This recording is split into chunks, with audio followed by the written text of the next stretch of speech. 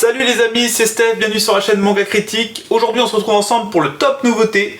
Pour ceux qui ne connaissent pas le top nouveauté, et c'est pas un top nouveauté avec tous les mangas classiques, c'est juste les tomes 0-1.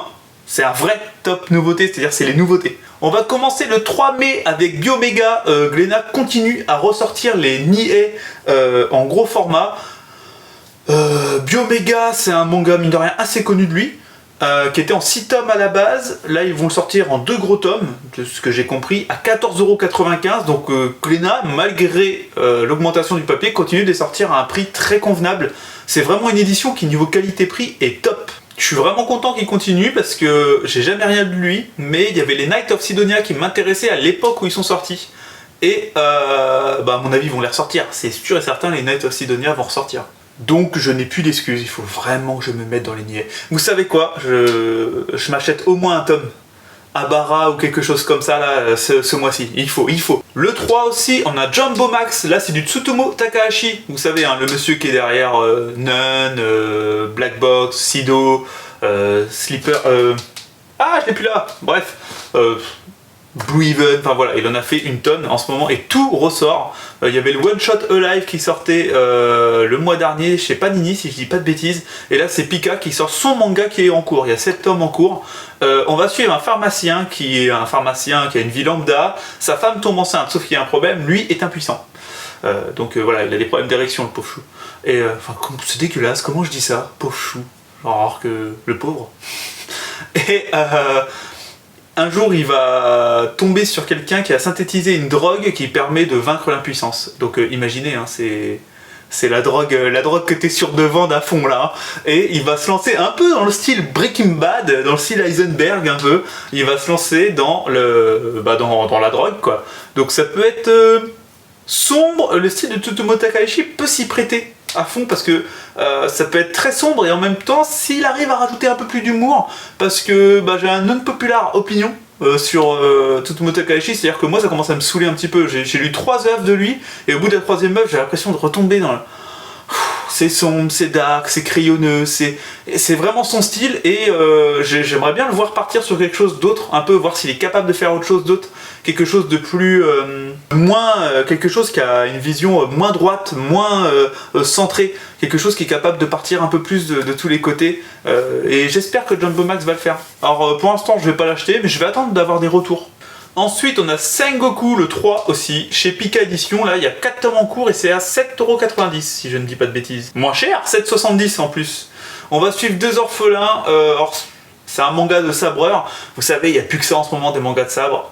Moi, je suis un gros abruti qui, il y a 15 ans, voulait lire du manga de sabre, et il n'y en avait pas.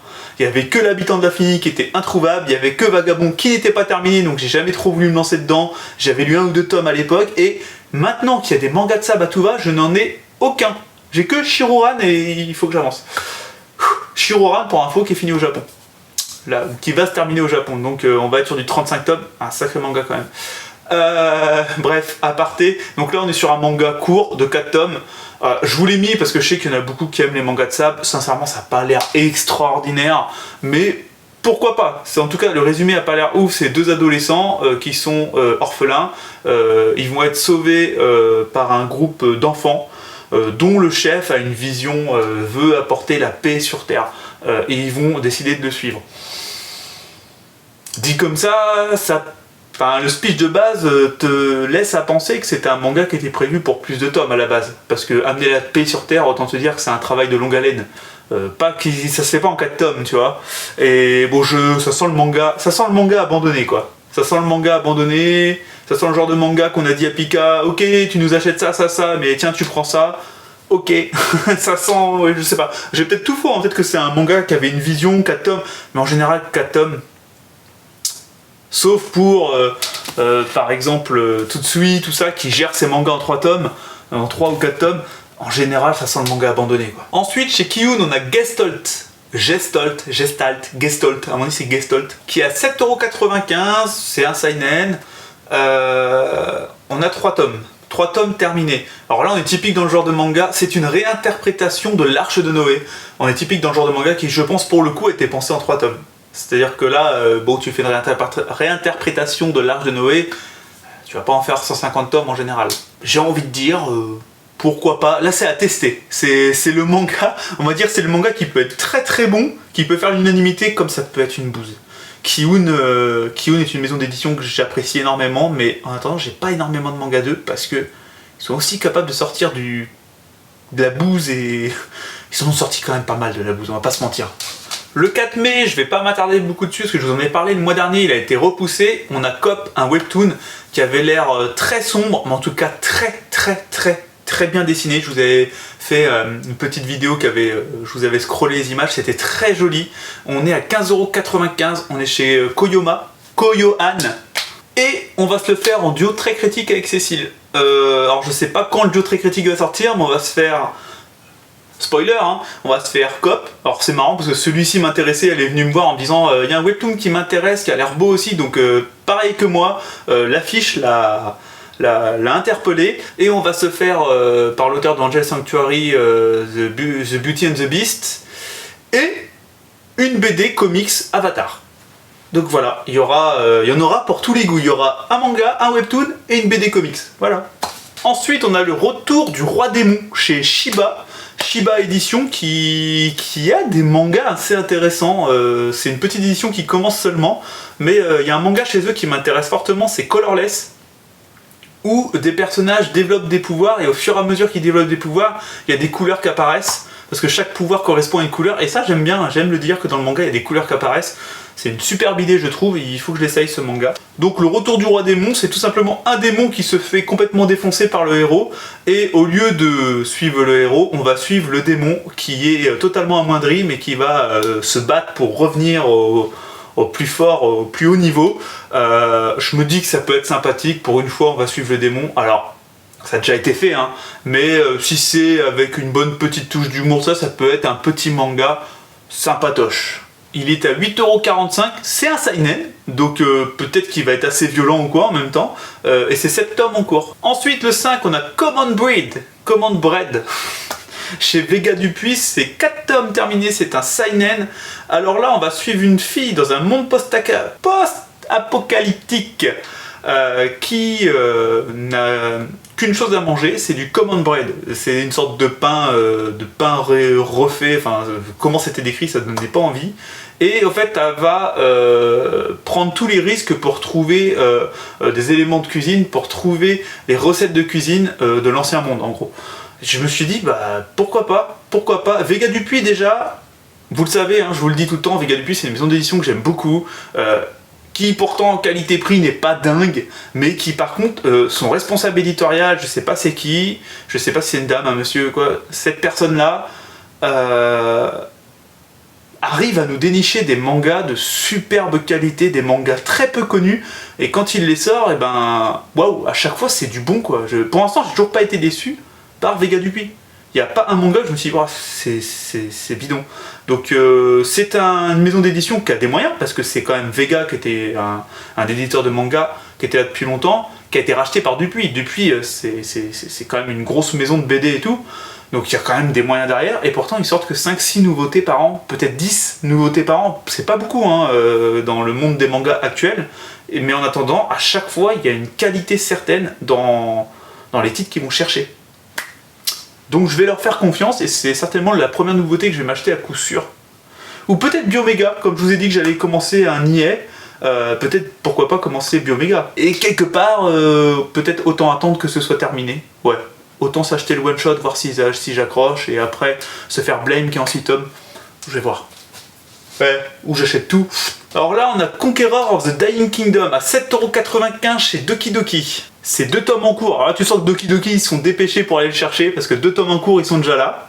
Alors là j'ai pu lire un extrait, mais alors pareil, petit coup de gueule Doki Doki. Nous mettez pas un extrait, que vous nous avez coupé le début du manga, vous nous mettez un extrait, il y a 10 pages. 10 pages, j'ai à peine eu le temps de... On n'a rien vu quoi, vous voulez pas le vendre votre manga, il se passe quoi? Alors ça m'intéresse, c'est un manga qui m'intéresse, c'est un homme d'âge mûr qui est décédé et qui va se retrouver réincarné dans un enfant, mais qui par contre va garder sa mémoire, là où peut-être que tous les autres autour ne gardent pas leur mémoire, et il va se retrouver dresseur d'oiseaux géants pendant une grande guerre, c'est de la fantasy. Et moi, le monde, tout ça, avait l'air de m'intéresser. Alors, je suis pas trop isekai, je suis pas trop réincarnation, tout ça dans les mangas. Mais là, le fait d'avoir un adulte dans le corps d'un enfant qui va se retrouver à avoir un impact dans une guerre, et c'est de la fantasy, on n'en voit pas assez de la fantasy, je trouve. Et ça m'intéresse. Et mais Doki Doki, mettez un vrai extrait, quoi. Merde. Bon, je vais le lire dans ma librairie pour être sûr si j'achète ou pas, mais voilà. Ensuite, le 10 mai, on a Nobinobi qui ressort, vous savez, dans ces grands classiques de la littérature, qui ressort Les Trois Mousquetaires. On va pas se mentir, il profite de la sortie du film français actuellement pour surfer un peu sur la vague. D'ailleurs, ça, moi je ne connais pas tous ces classiques-là que Nobinobi ressort. Bon, Les Trois Mousquetaires, je crois que je l'avais lu quand j'étais plus jeune, parce qu'Alexandre Dumas, j'en avais lu quelques-uns. Mais je connais pas forcément tous les classiques, et j'avoue que je les ai vus dans un de mes magasins là, en bas, et c'est pas mal, ça fait une jolie collection, et du coup c'est des trucs qui m'intéressent. Parce qu'en manga c'est plus rapide à lire qu'en livre, quoi. Tu te tapes Les Trois Mousquetaires d'Alexandre Dumas, t'en as pour une semaine à lire, un manga tu te le lis en une soirée si t'es motivé, quoi. Donc on est à 10,90€, et franchement c'est des couvertures souples, tout ça, enfin l'édition est correcte, je vais m'y intéresser. Alors là on a le manga qui m'intéresse le plus, on a Ocean Rush chez Akata, à 8,05€, c'est un seinen, il y a 4 tomes en cours au Japon. Alors attention, 4 tomes en cours depuis 2021, ça veut dire qu'on est sur un manga en gros qui sort tous les 6 mois. Donc il doit être dans un journal de parution à un rythme de sortie assez lent. Mais alors, le speech, déjà, vous le savez tous, je suis cinéphile, j'adore le cinéma, et il n'y a pas assez de mangas sur le cinéma, vraiment pas assez. Et là on est sur une vieille, désolé, mais c'est le cas, elle a 70 ans, qui devient veuve, et elle va rencontrer un jeune qui travaille dans le cinéma, et du coup elle va se rendre compte qu'en fait elle est passée à côté de sa passion toute sa vie, et elle va se décider à vouloir tourner un film, à vouloir devenir réalisatrice à 70 ans, alors qu'elle n'a pas forcément d'expérience dans le cinéma. Et j'ai trouvé ça vraiment cool, quoi. Vraiment, le speech m'intéresse énormément. Akata, ils ont ce truc pour aller chercher ce genre de titre. En plus, à 8,05€, pour un seinen, c'était un prix raisonnable, correct. Franchement, là par contre, je serais là day one. Ensuite, le 12, chez Kana, on a 4 frères. C'est un shoujo à 6,95€. Donc là, vous voyez, hein, les shoujo, ça se vend pas des masses. Vous voyez, je gueule souvent. Il y en a des fois qui vont me dire « Ah, t'abuses un peu, machin ». Mais regardez, les shoujo, ça se vend pas des masses, ils osent pas augmenter les prix. Ils osent pas. On est à 6,95€, on est à moins de 7€ sur les shoujo. C'est la preuve, s'il en est, que si on vendait moins de mangas actuellement, il n'y aurait pas toutes les augmentations de prix qu'il y a actuellement. Ils arriveraient à garder sur eux, à dire bon, le papier a augmenté, on gagne 20 centimes de moins sur le manga actuellement, mais bon, on va prendre sur nous, quoi. C'est sûr et certain. Donc on va suivre Ito, qui est une jeune fille qui a perdu son père. Elle rêve que sa mère refasse sa vie. Le truc, c'est que sa mère va refaire sa vie, mais elle va se mettre avec un homme qui a déjà 4 fils. C'est mieux comme ça. 4 fils, et ça va être un bouleversement énorme dans sa vie, elle qui était fille unique. Vous imaginez une fille unique qui va se retrouver 4 bolos là dans sa maison, 4 abrutis, paix à son âme. Ensuite, le 17, je vous en avais déjà parlé le mois dernier, on a Salad Days, une histoire d'amour entre un boxeur et un jeune homme qui veut faire de la danse classique. Alors oui, il va y avoir du cliché, c'est sûr et certain, mais ça m'intéresse. Une histoire, ça peut être une jolie histoire d'amour, c'est chez Nazca, en plus c'est 200 pages en couleur, 8,95€ les amis. Que dire? Pareil, on nous prouve que voilà, quand on a une petite maison d'édition, on arrive à te faire 200 pages en couleur à 8,95€. Tout est dit. Alors là, je l'ai mis, je veux pas vous mentir, le 17, chez Pika, on a How I'm Married. Oh putain, ils font chier avec leur titre anglais. Oh I Married on Amagami Sister. Oh I Married on Amagami. Oh bon, j'ai été marié. Qui m'a marié avec les sœurs Amagami? Voilà, un truc comme ça. Bon. C'est chez Pika, c'est à 7,20€, c'est un shonen. Alors là, j'ai lu un extrait, c'est pas ouf. Il y a beaucoup de... Voilà, ce genre de personnage, vous voyez, genre... Oh, j'ouvre une porte, j'ouvre la porte, et il y a une fille qui sort, et je me tape ses seins dans la gueule. Oh, franchement, ça m'aurait fait rire à 14 ans, plus vraiment là. Mais je vous l'ai mis parce que c'est totalement l'inverse, au fait, de la petite Ito qui va se retrouver avec 4 frères. Là, c'est un gars qui va se retrouver, qui est viré de son orphelinat, qui va se retrouver à vivre chez les moines, et il se retrouve avec 3 petites sœurs en gros. D'ailleurs, ils disent 3 petites sœurs dans le résumé, alors qu'il y en a une qui a 20 ans, il a 17 ans. Voilà. En toute honnêteté, ça n'a pas l'air dingue. Vraiment, ça n'a pas l'air dingue. Je vous en parle, c'était juste pour faire le petit rappel de voilà, c'est marrant. On a 2 mangas qui se ressemblent énormément, qui sortent d'un coup. J'irai plus sur la petite Ito chez Kana. 4 frères pour moi. Franchement, je le sens beaucoup mieux que chez Pika. Bah chez Kana, justement, on a Blue Wolf. C'est un shonen à 6,95€, 8 tomes en cours. D'ailleurs, 4 frères pour moi, 9 tomes en cours, je ne l'ai pas dit. 9 tomes en cours, ça commence à être long. Pour une comédie romantique comme ça. Alors celui-ci, à voir, le speech de base était cliché à mort, c'est un manga de sabre aussi. Alors pourquoi pas lui laisser sa chance. Je me suis dit vraiment là pour le coup, je pense que je vais prendre ma mission de youtubeur en main et que je vais acheter le premier tome pour vous en faire une petite lecture réaction par exemple. Parce que les résumés c'est classique à donf. C'est un truc vu 10 000 fois, alors peut-être que le manga ne l'est pas forcément. Donc je pense que c'est un manga à essayer, et en plus, bah, vous savez quoi, je vous ai dit que j'avais toujours pas replongé dans un manga de sable, bah pourquoi pas. Ensuite, chez Soleil Manga, à 6,99€, on a Soit m'amuse. C'est un shoujo, 8 tomes en cours. On a tout simplement une histoire d'amour qui va s'installer entre un styliste et une jeune fille, et il va vouloir en faire sa muse. Je me suis dit pourquoi pas, une histoire d'amour dans la mode.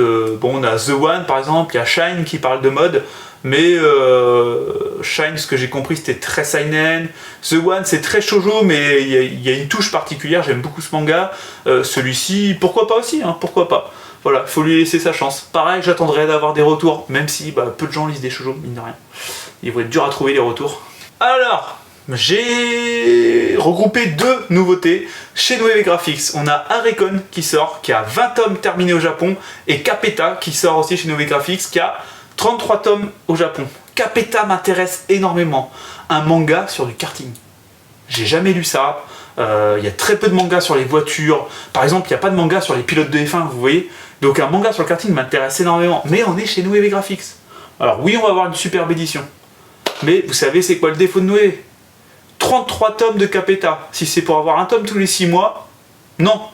Je n'ai pas envie d'avoir la fin de Capeta dans 17 ans. Vous voyez ce que je veux dire?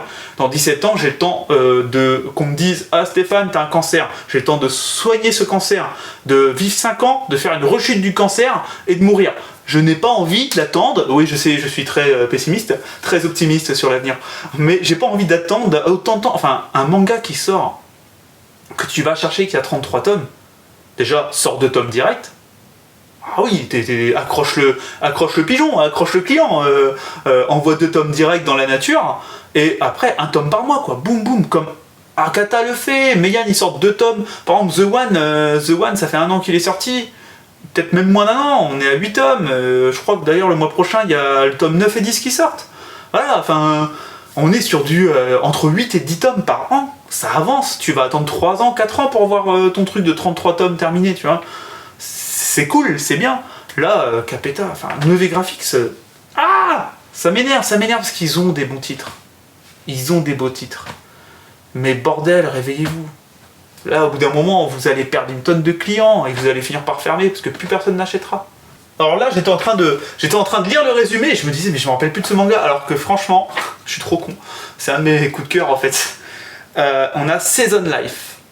Season Life, les amis, c'est une perfect qui ressort chez Panini. Panini profite du temps béni des mangas qu'on a actuellement pour ressortir un de ces mangas qui avait fait un bid à l'époque. Et pourtant, le script de base est hyper intéressant. On va suivre un monsieur à qui on annonce qu'il a un cancer et qu'il en a plus que pour 6 mois. Ce monsieur, alors qu'il décide de mettre fin à ses jours parce qu'il veut pas attendre de mourir dans des douleurs atroces pendant 6 mois, va recevoir un coup de fil et on lui dit on a retrouvé le corps de votre fille qui avait disparu il y a 14 ans. Et du coup, ça va le revitaliser, il se dit j'ai 6 mois pour retrouver le meurtrier de ma fille. Pouah, le speech de base, moi je suis en mode un bon gros seinen en édition perfect, là celui-ci m'intéresse vraiment beaucoup quoi. Ça va être un thriller qui peut être très intéressant. Donc du coup je ne sais pas combien il va y avoir de tomes en tout, mais on est à 13,99€, en plus 13,99€ pour une édition perfect. On est d'accord que ça a l'air raisonnable à voir l'édition, mais en plus si c'est une édition comme un peu comme la City Hunter ou ce qu'ils ont fait pour Planète et tout, ça a l'air d'être un prix très raisonnable. Après, il est mis au 31 du mois. Le 31 du mois, vous savez, des fois, ça sent le manga qui va être repoussé au mois d'après. Donc, je prends des pincettes, mais en tout cas, ouais, manga qui m'intéresse fortement, fortement. Donc voilà, c'est terminé pour ce top du mois de mai, les amis. J'ai pas mal trié, quand même. Il y a pas mal de mangas un peu moyennous, beaucoup de one-shot. Vous savez, je vous parle peu de one-shot. Dites-moi si vous voulez quand même que je vous parle, que je fasse l'effort de vous parler des one-shot. Moi, les one-shots m'intéressent très peu. Je trouve que la qualité première des mangas, du format manga, c'est de prendre le temps de s'accrocher au personnage. Dans un one-shot, j'ai jamais le temps de ça, en fait. Et du coup, ça m'intéresse très peu. C'est peut-être une erreur de ma part, hein, mais à chaque fois que j'ai un one-shot, je me dis ouais, j'ai passé un bon moment, mais ça me laisse assez froid. Là où dans un comics, ça me le fait pas, par exemple. Du coup, j'avoue, j'ai tendance à vous parler que très peu des one-shots. Sauf quand c'est un one-shot d'un grand auteur très connu, comme Live le mois dernier. Donc dites-moi si vous voulez que je vous parle plus de one-shot. Et pareil, n'hésitez pas, si vraiment j'ai loupé une nouveauté que c'est abusé, que vous me dites hey, c'est tel auteur qui arrive avec ça et tu l'as pas vu, ça se peut, hein, vous voyez. Enfin, je prépare sur mon ordi cette vidéo pendant 2-3 heures, je peux louper une belle nouveauté. Hein. Il y a des trucs qui paraissent vraiment bidons des fois que je passe. Hein. Donc voilà. N'hésitez pas à me le dire. Donc les amis, j'espère que cette vidéo vous a plu. Et je vous dis bye bye, à la prochaine. Je vous avoue, je ne sais pas du tout c'est quoi la prochaine vidéo. Est-ce que ce sera duo très critique? Est-ce que ce sera genre une nouveauté dont je vais vous parler? Je ne sais pas du tout. Donc les amis, ciao et bisous.